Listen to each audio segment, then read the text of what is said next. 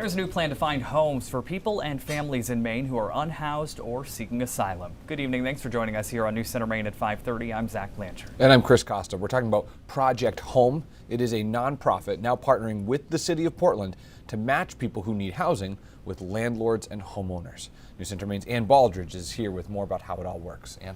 Hi, Chris and Zach. More than 600 families have been affected with Project Home and helped them find a place to call their own, a milestone for one woman whose life's been changed forever.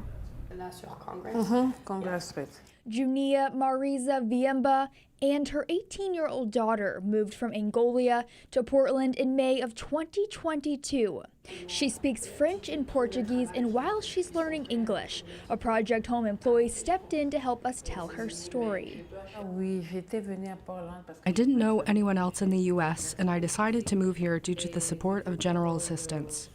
When they first arrived, they stayed at a shelter for a few days before being placed into the Motel 6 in South Portland, paid for by general assistance. The vast majority of our clientele at this point are asylum seeking. That's because the need is greatest in the greater Portland metro area. Project Home has an application process for people who need housing.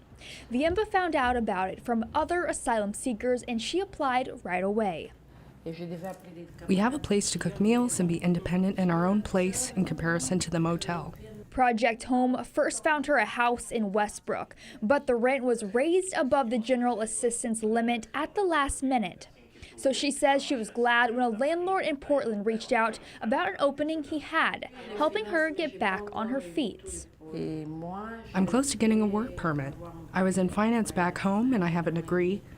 Once I learn English, I want to take classes to become a nurse. Viemba was one of the lucky ones. Project Home currently has 300 families in housing, but many are still waiting.